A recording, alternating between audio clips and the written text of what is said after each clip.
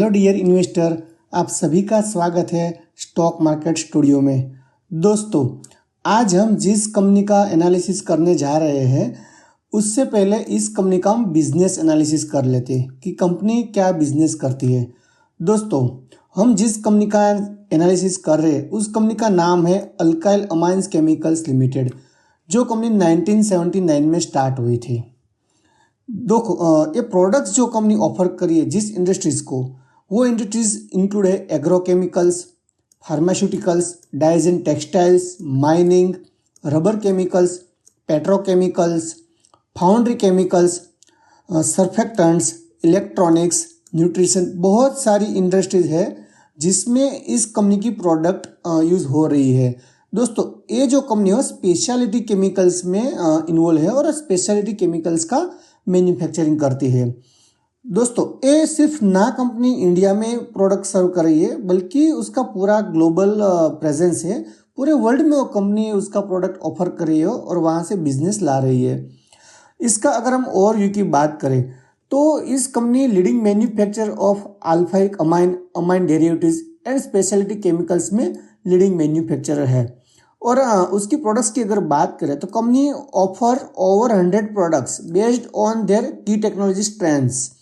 And company जो है global leaders भी है। और ग्लोबल लीडर्स कौन सी सेक्टर में, कौन सी केमिकल्स में, तो including synthetic acetonitrile, DHA, DMA, HCl and triethylamine and are also sole global producer of a lot of specialty amines and customers की रिक्वायरमेंट्स पूरी करने के लिए अलग अलग प्रकार की कंपनी कंटिन्यूस प्रोडक्ट लॉन्च कर रही है। तो दोस्तों, एक ये कंपनी जो है वो फार्मास्यूटिकल्स में ग्लोबल जो है उसका स्पेशलिटी केमिकल्स उसमें ज़्यादा प्रोडक्ट ऑफर कर रही है। इसके बाद में देखो दोस्तों, कंपनी के अगर हमें फंडामेंटल्स चेक करना है तभी हम आगे जाके उसको एनालाइज और कर पाएंगे कि कंपनी फंडामेंटल कैसा प्रेजेंस कर रही है, कंपनी का फंडामेंटल्स अच्छा है या नहीं। तो अब हम इसका फंडामेंटल देखते हैं। दोस्तों, अल्काइल अमाइन केमिकल्स लिमिटेड, इसकी अभी जो मार्केट प्राइस चल रही है 2264 चल रही है।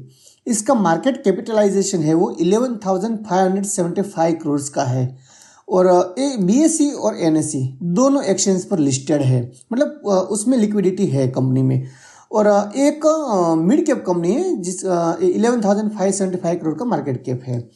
इसका PE रेशियो की अगर बात करें तो स्टॉक PE भी जो ट्रेड हो रहा है वो 78.2 पे हो रहा है। तो इसका PE रेशियो 78 है। अगर हम इसके PE का कंपैरिजन उसके पीएस के साथ करेंगे तब पता चलेगा कि इसका और कंपैरिजन में क्या। तो पीडीलाइट का देखो PE कितना है, 87 है। SRF का 60 है। लिंडे इंडिया का 143 है। गुजरात फ्लोरो का 122 है। और इस कंपनी का जो हम PE की बात करें 70, मतलब उसका जो पीएस कंपनी है उससे तो इसका PE कम ही है, मतलब उसके पीएस के कंपैरिजन में कंपनी सस्ती है। ROCE और ROE दोनों अच्छा है। ROCE है 16.5, ROE है 12.3। मतलब ROCE और मतलब कैपिटल जितनी एम्प्लॉयड की है उसमें से अच्छी रेवेन्यू जनरेट कर रही है। इसकी और एक बात अच्छी है, डेट टू इक्विटी रेशियो 0:0। कुछ भी कंपनी के ऊपर डेट नहीं है, अच्छी बात है। और प्रमोटर की बात करें तो ये और एक अच्छी बात है, 72% का प्रमोटर्स के पास होल्डिंग है। मतलब कंपनी में प्रमोटर्स को पूरा कॉन्फिडेंस है आगे जाने के लिए। तो प्रमोटर्स ने उसका होल्डिंग बिल्कुल भी कम नहीं किया और ना ही उसने बिल्कुल प्रमोटर ने ये प्लेस करके रखा है। और पब्लिक होल्डिंग की अगर हम बात करें तो पब्लिक के पास 23.8% शेयर होल्डिंग है। अगर इंट्रिंसिक वैल्यू की बात करें तो 900 है। बुक वैल्यू 248 है। और 52 वीक हाई और लो की बात करें तो 52 वीक हाई है वो 2735 है और जो लो है वो 1805 है। दोस्तों, अगर हाई प्राइस ऑल टाइम की बात करें तो 4749 का इसका हाई प्राइस ऑल टाइम है। इसके बाद हम इसका क्वार्टर्स के रिजल्ट्स देखते हैं। तो क्वार्टर्स का जो जून 24 का रिजल्ट आया था उसमें कंपनी ने 400 का सेल्स किया था और लास्ट क्वार्टर में इसका नेट प्रॉफिट था वो 49 करोड़ का था।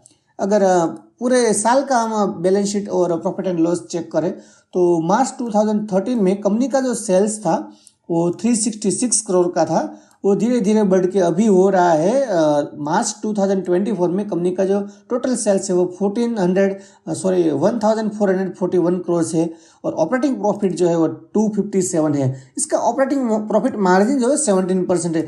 दोस्तों एक बात आप यहाँ पे देखिए तो लास्ट ईयर में कंपनी का जो सेल्स है वो कम हुआ है। यहाँ पे सेल्स जो मार्च 2023 में हुआ था वो 1683 करोड़ का था, वो कम होकर 1441 हो गया और ऑपरेटिंग प्रॉफिट भी कम हुआ है। इसका मेन रीज़न ये है कि लास्ट ईयर में चाइनीज़ कंपनी जो थी उसने स्पेशलिटी केमिकल्स का जो स्टॉक था वो पूरा मार्केट में डंप किया था। तो इसके लिए जो कंपनी का जो प्राइस है उसकी प्रोडक्ट का प्राइस है वो मार्केट में डिमांड और सप्लाई कितनी है उसके बेस के ऊपर डिसाइड होता है। तो पूरा चाइनीज़ कंपनियों ने मार्केट में डंप किया माल, हेवी डंपिंग की वजह से कम ज़्यादा माल बिकने लगा मार्केट में और ये जो कंपनी का जो प्रॉफिट मार्जिन है वो भी कम हो गया क्योंकि उसको भी कंपटीशन करने के लिए माल को सस्ता बेचना पड़ा। और नेट प्रॉफिट की अगर हम बात करें तो जो 2013 में कंपनी का नेट प्रॉफिट 24 करोड़ का था वो अभी धीरे धीरे बढ़ के 149 हो गया है। और लास्ट जो ईयर है उससे कम है। इसका मतलब ये है कि जो अभी मैंने बताया कि चाइनीज़ कंपनी ने जो माल पूरा मार्केट में डंपिंग किया था उसकी वजह से सारी, ये सिर्फ अल्काइल की बात नहीं कर रहा हूँ मैं, सारी स्पेशलिस्टिक केमिकल की जो कंपनी है सभी को प्रॉब्लम हुआ था और धीरे धीरे प्रॉब्लम ठीक होने लगा है। तो अभी धीरे धीरे कंपनी का सेल्स भी बढ़ रहा है, आगे जाके हम देखेंगे उसको। तो अगर बैलेंस शीट की हम बात करें तो कंपनी का इक्विटी कैपिटल 10 करोड़ का है। कंपनी का रिजर्व्स देखिए 2013 में 97 करोड़ का था, वो बढ़ के 1257 करोड़ हो गया, मतलब ऑलमोस्ट 12 टाइम्स हो गया रिजर्व्स। और बोरिंग्स की बात करें, कंपनी जब स्टार्टिंग में 146 करोड़ का बोरिंग था, धीरे धीरे बढ़ा भी था। उसके बाद में देखो यहाँ से कम करना स्टार्ट हो गया, 165 से लेके 87, 47, 23 करोड़, 88 करोड़ और लास्ट में बिल्कुल भी बोरिंग नहीं है, सिर्फ 3 करोड़ का बोरिंग है। मतलब ये कंपनी डेट फ्री कंपनी है, ये बहुत ही अच्छी बात है। कंपनी का अगर फिक्स एसेट्स देखें तो मार्च 2024 में 1089 करोड़ का था और 23 में 790 था। 350 करोड़ की fix assets capital work in progress जो थी वो कंपनी ने ऐड की है। दोस्तों कंपनी कंटिन्यूस प्रोग्रेस कर रही है, कंपनी नए नए प्लान्स लगा रही है, इसलिए तो कंपनी का फिक्स एसेट जो कंटिन्यूस बढ़ रहा है। तो जब कंपनी का एक्सपेंशन का प्लान हो तो अच्छी बात है, आगे जाके उसको और फ्यूचर अच्छा लग रहा है इसलिए एक्सपांड कर रही है। तो अभी जो लास्ट टाइम एक्सपांड किया था उसमें 1089 करोड़ का फिक्स एसेट टोटल है। अगर इसके बाद हम कंपनी का रेशियोज देखें तो इसमें एक बहुत अच्छी चीज़ देखने वाली है कि पहले 76 डेज में कंपनी को पैसा आ रहा था, धीरे धीरे कम होकर अभी जो पैसा आ रहा है वो 56 डेज में आ रहा है। मतलब ज़्यादा उधर पे माल नहीं बिक रहा है, फटाफट कंपनी के पास पैसा रिकवर हो रहा है। इन्वेंट्रीज की बात करें, पहले स्टॉक बहुत ज़्यादा कंपनी के पास रहता था, अभी सिर्फ 85 डेज चले, इतना ही स्टॉक है, इन्वेंट्री डेज बहुत ही कम हो गया, एक अच्छी बात है। देखो डेटर्स डे जितना अच्छा हो उतनी बात अच्छी है कंपनी के लिए, इन्वेंट्री डेज भी कम हो वो भी एक अच्छी चीज़ है। डेटर्स पेएबल भी डेज देखो 85 डेज है, मतलब उसके जो सप्लायर्स है उसको कंपनी पैसा 85 डेज के सर्कल में दे रही है। उसके बाद में अगर इन्वेस्टर्स की बात करें तो कंपनी का जो प्रमोटर्स है उसके पास 71.97% होल्डिंग है, FII भी इसमें इन्वेस्टेड है 3.10%, DII भी है 1% और पब्लिक के पास 23% होल्डिंग है। देखो फंडामेंटल सब चेक करने के बाद ऐसी कंपनी को हमें परचेज नहीं करना चाहिए, उससे पहले हमें कंपनी का टेक्निकल एनालिसिस भी करना चाहिए कि टेक्निकल चार्ट पे कंपनी क्या बता रही है। तो टेक्निकल एनालिसिस करने के लिए हम चलते हैं। तो दोस्तों पहली बार हमारा वीडियो देख रहे हो तो चैनल को सब्सक्राइब जरूर कर लीजिए। वीडियो अच्छा लग रहा है, नॉलेज इंपॉर्टेंट लग रही है, आपको यूजफुल लग रही है नॉलेज, तो आप प्लीज़ वीडियो को लाइक कर दीजिए और चैनल सब्सक्राइब करना मत भूलिए। टेक्निकल इंडिकेटर अगर की हम बात करें तो ये लाइफ टाइम हाई पे गया था 4748 पे। बाद में जो चाइनीज ने जो कंपनी ने माल डंप किया उसके लिए ये कंटिन्यूस शेयर्स डाउन आने लगा और उसके बाद में कंपनी ने यहाँ पे देखो लोअर हाई बनाया, उसके बाद में एक और लोअर हाई बनाया, उसके बाद में एक और लोअर हाई, मतलब कंपनी का डाउन ट्रेड कंटिन्यूस चल रहा था। अगर यहाँ पे लोअर हाई की बात करें तो यहाँ पे रिवर्सल होना चाहिए था, लेकिन रिवर्सल हुआ नहीं क्योंकि यहाँ पे फिर से वहाँ पे जाके नीचे आने लगा। और अगर हम यहाँ से कंपनी का डाउन ट्रेंड में अगर प्राइस कितना करेक्ट हुआ वो अगर हम देखें तो यहाँ पे नीचे लो 61% तक कंपनी का प्राइस डाउन हो गया था। और अभी मुझे जो दिख रहा है इसमें ये थोड़ा सा मुझे लग रहा है कि कंपनी अभी शायद इसका प्राइस पैटर्न देख के चल रहा है, टेक्निकल चार्ट देख के चल रहा है कि ये ट्रेंड रिवर्सल हो रहा है यहाँ पे।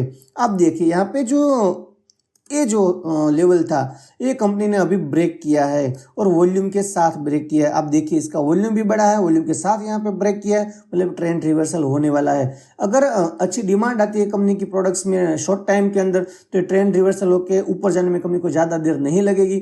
और इसका अगर प्राइस टारगेट निकाले, करंट प्राइस मार्केट प्राइस है तो ऑलमोस्ट 100% आ रहा है, 110%।